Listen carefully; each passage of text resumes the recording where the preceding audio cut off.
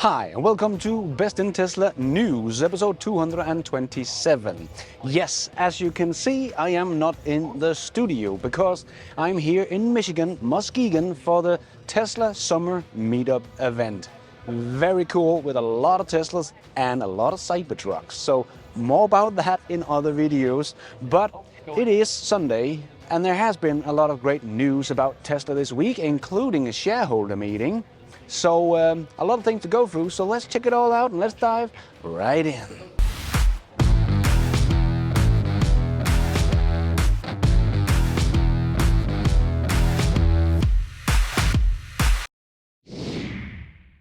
Let's put our living stereo stylus in this groove. So we still hear that EVs are slowing down in Europe and Tesla has demand problem.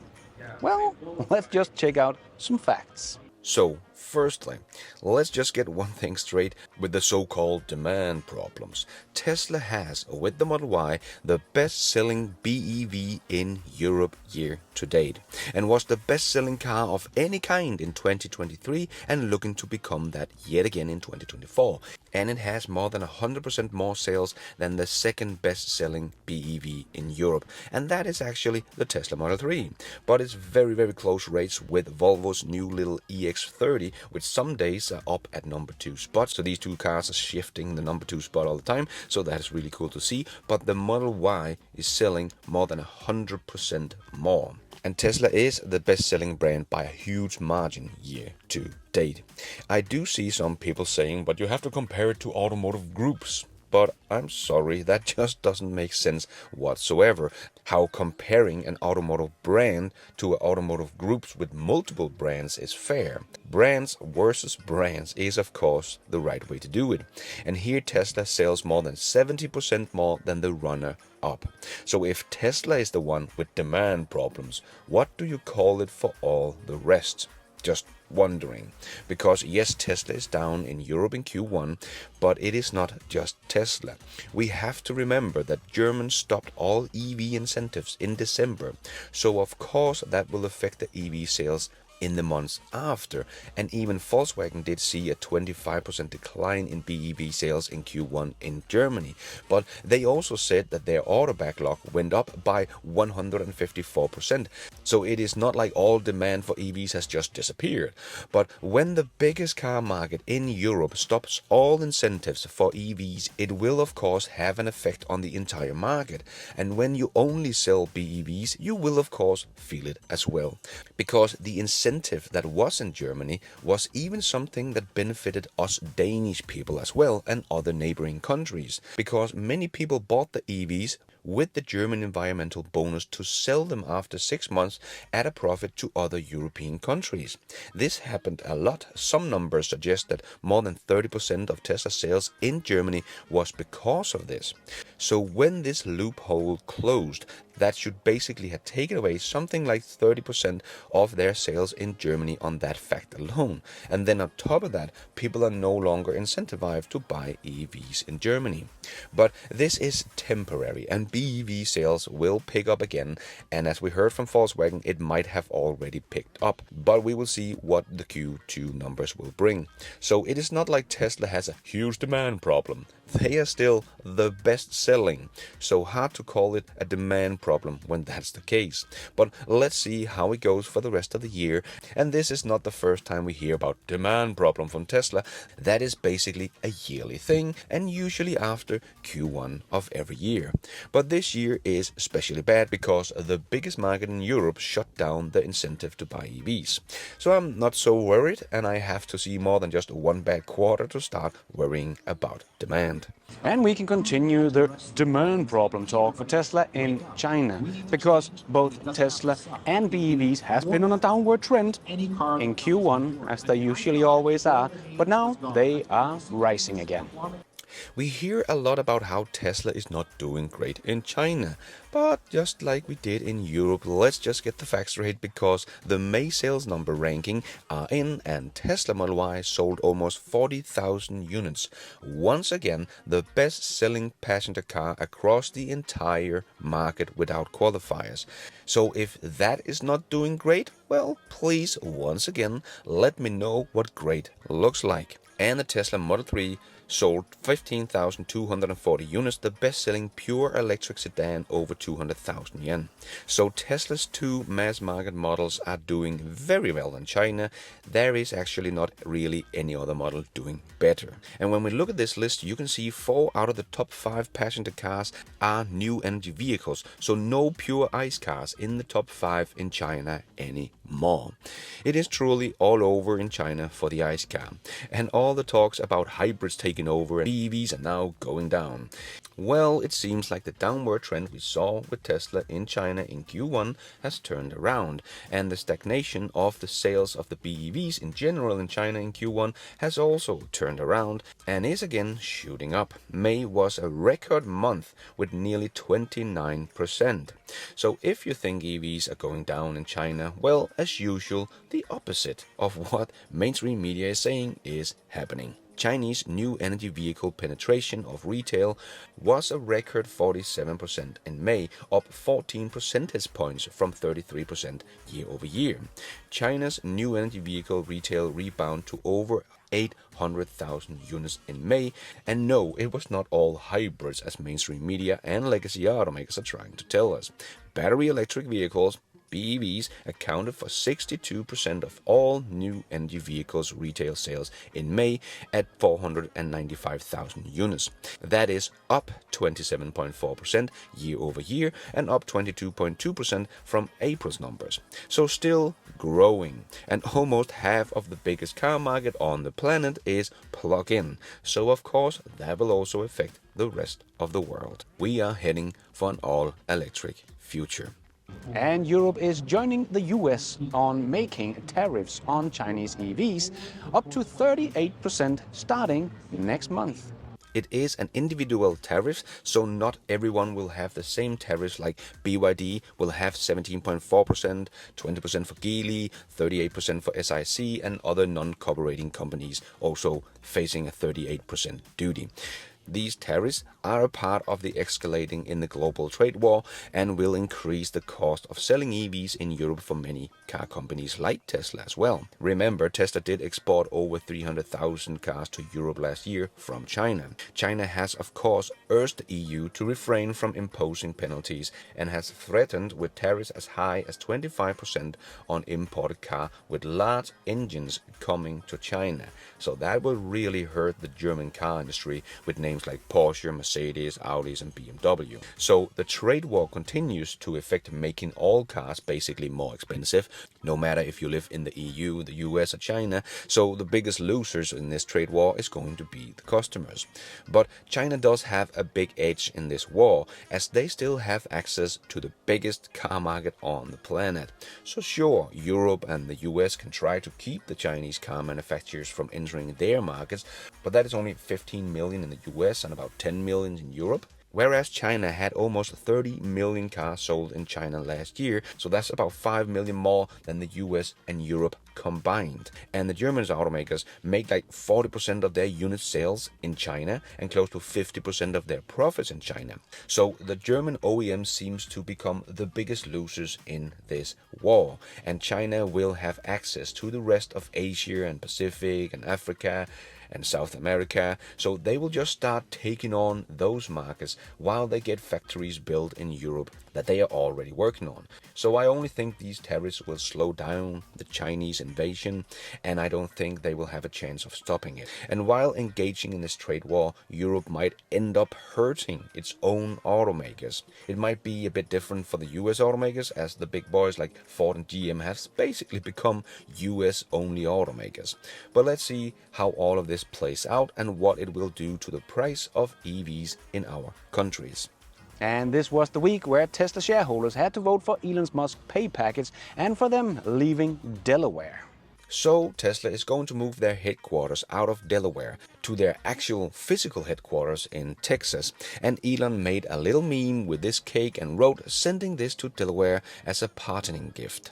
I believe it says in Latin, "Voice of the people, voice of God." And yes, this was definitely the voice of the people.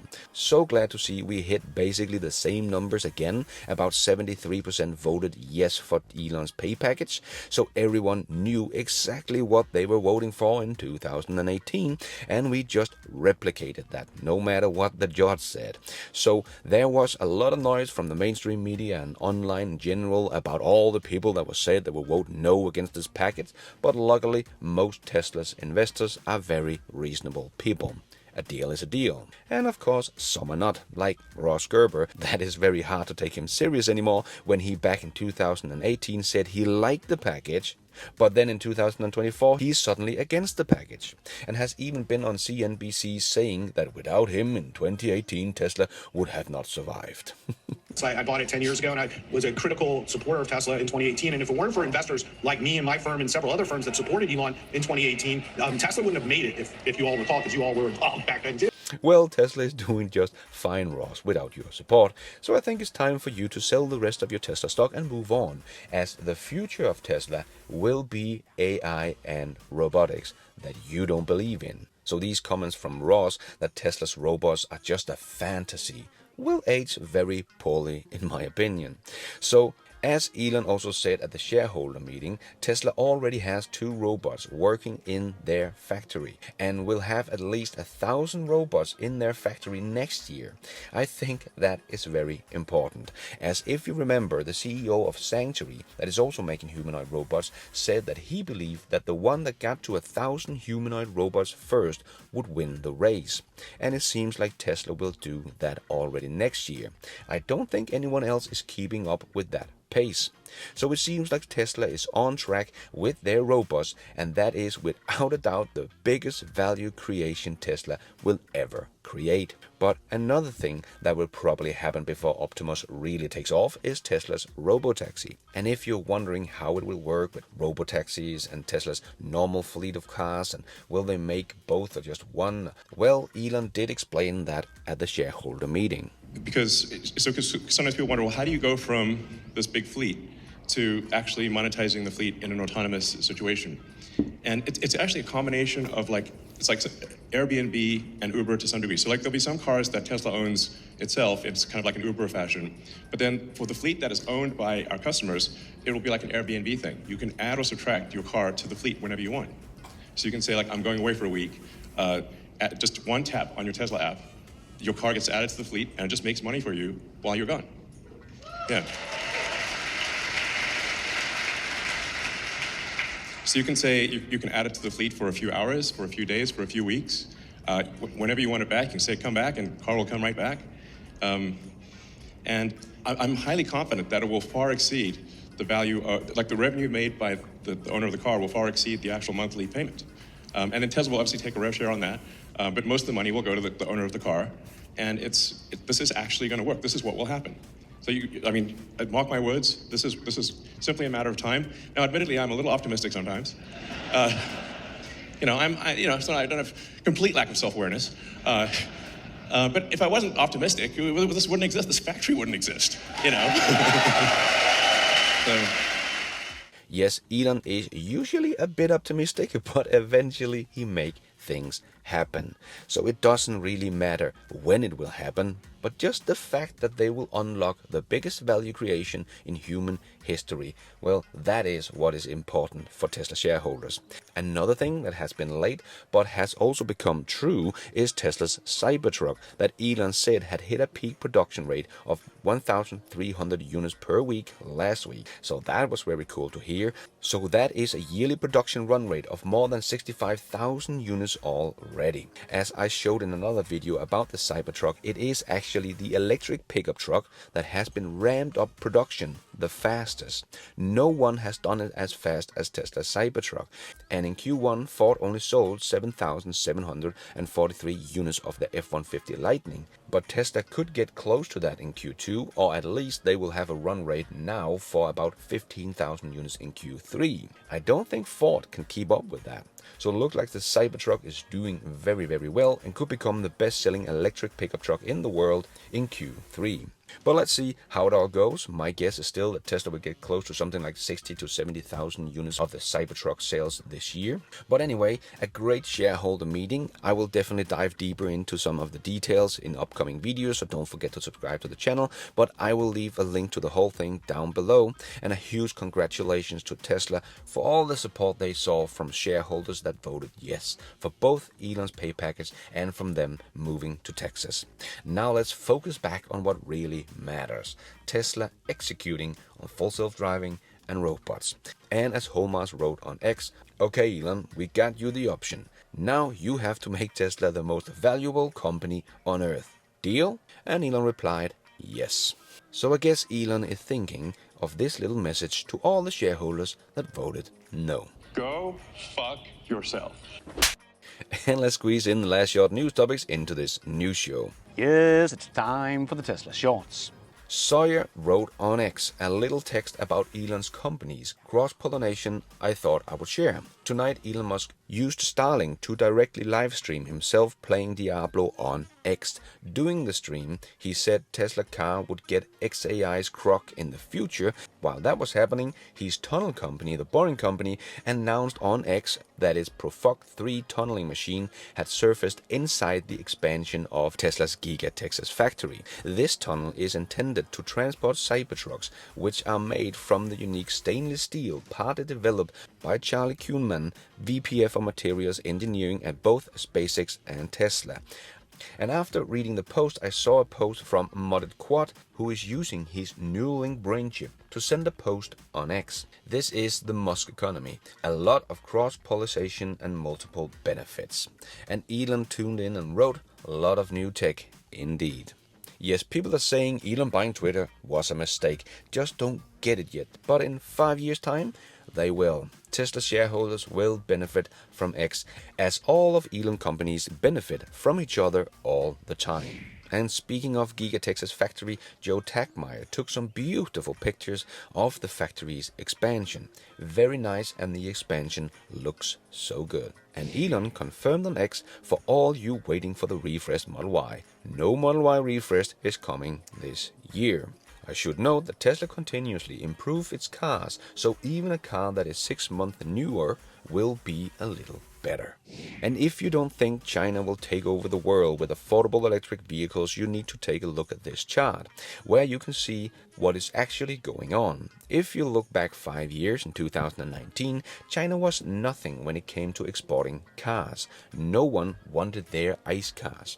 But then the EV race really started to take off when Tesla launched the Model 3, and we can see that China took off like a rocket.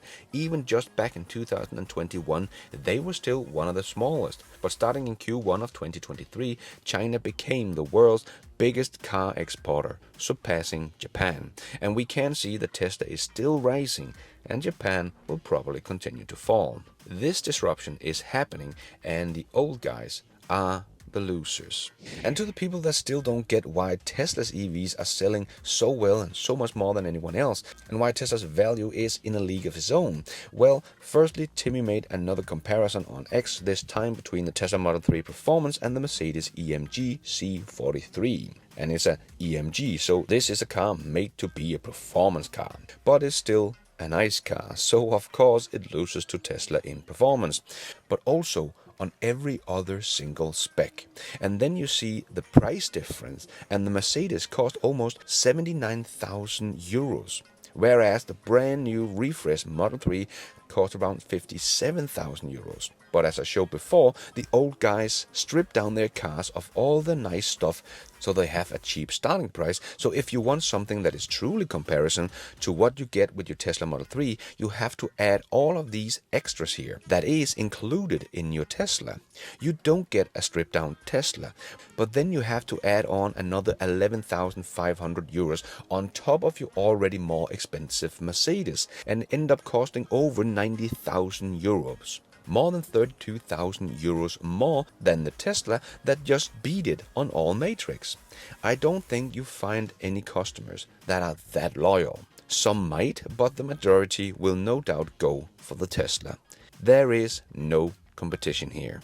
And Tesla shared this article from Australia about how customers are switching to EVs, as they wrote, "If I've done that same 70,000 kilometers in my old Land Cruiser, that would have been about an extra $35,000 just in diesel. Australian dollars, I'm guessing, but still very expensive. If we keep our Tesla for 3 years, we will have paid for the cost in fuel savings alone." Yep, this is what I have been trying to say for 5 years now. I have just spent 5 years with my Tesla Model 3, so that means that my Tesla Model 3 has now been cheaper than my old Master 3 that I had before, as the Model 3 in 2019 was a very expensive car in my country, but today it is even cheaper than the Master 3 on the sticker price. So with the true cost of ownership, the ICE car just don't make sense anymore in the middle and premium segment. And Volkswagen is taking 1/3 of the budget that they have told us was for their EV transition and will spend it on gas engines. The company intends to invest roughly 60 billion euros or $65 billion to keep our combustion cars competitive. What? You have got to be kidding me, Volkswagen. Like the shift to EVs was not expensive enough, you decided to spend 1/3 of the budget planned for your EV transition to spend on the car that is dying. So they will spend $65 billion on the flip phone. Oh my God, the legacy automakers are just failing in so many ways. It is amazing. I have less and less faith in the legacy automakers to even survive this shift. They constantly make the wrong choices, in my opinion, of course. I think this will be a very expensive mistake for Volkswagen. It's not like they have this kind of money to just throw around. That is the reason why they went public with Porsche, was of course because they needed money. And now they want to spend all of that money on a flip phone in 2024. Yes, you can't fix stupid. And to all the people that spell doom for Tesla because they fired people, which they do every other year to keep the company lean, but whatever. But now we can see that the job posting for Tesla is back at full force. Just here in Europe, there are over 130 posts for jobs at Tesla. So like through all the years, people overreact when Tesla is firing staff. And Tesla has come out with their own air mattress for the Model Y that fits very nicely and of course is small enough to fit in the sub-trunk of the Model Y, and it of course has a little air pump that you can put into the 12-volt socket in the car to fill it up. It does have a high density foam filling, so it should be very nice to lay on compared to pure air mattresses.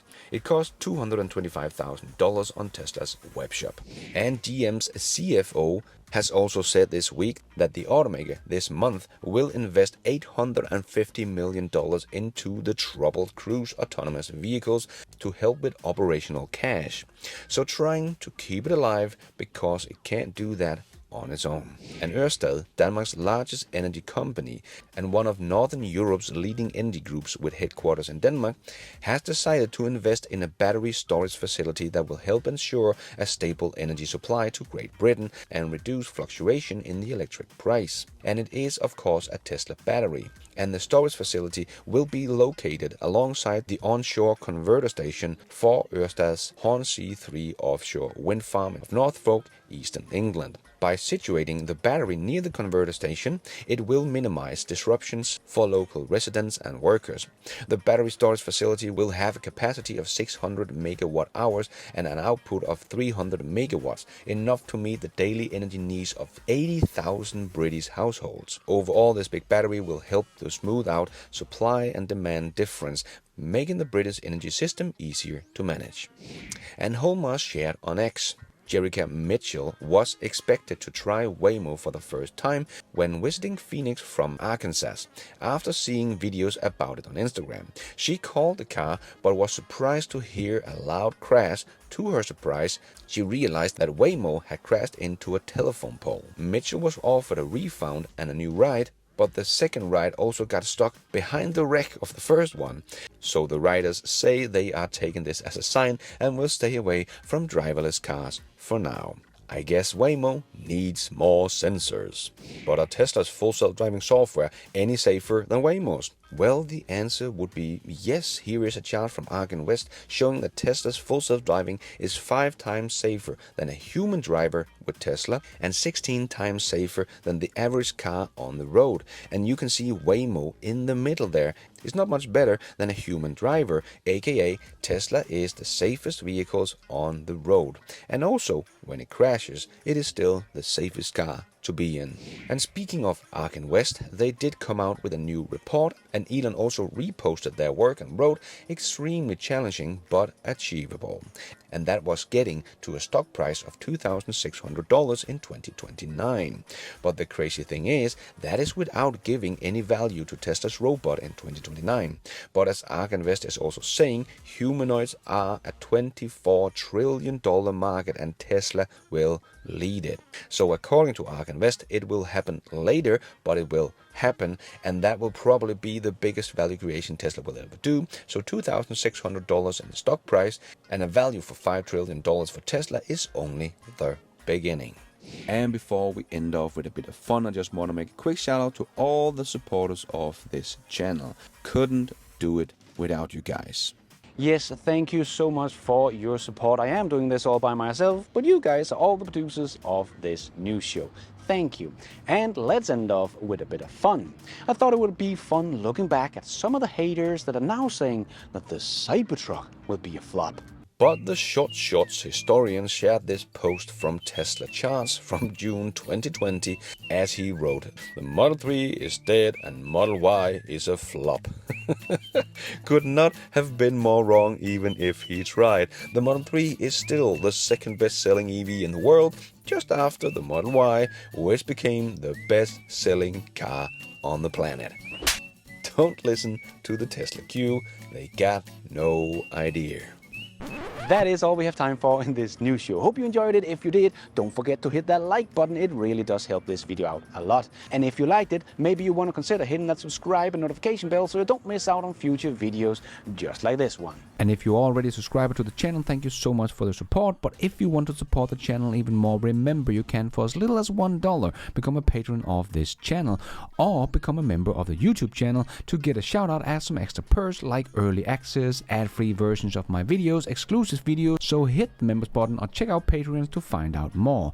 And don't forget to follow me on X. I post pretty much all the news as it comes out and a lot more. And check out the merch store to get some merchandise and support the show. It is also possible to support the show without becoming a member or a patron. There is a donation option down below or on my website bestintesla.com. You can also become an executive producer and get news articles, exclusive videos, behind the scenes, and access to all my research charts and spreadsheet also on bestintesla.com, or as simple as hitting the super like button.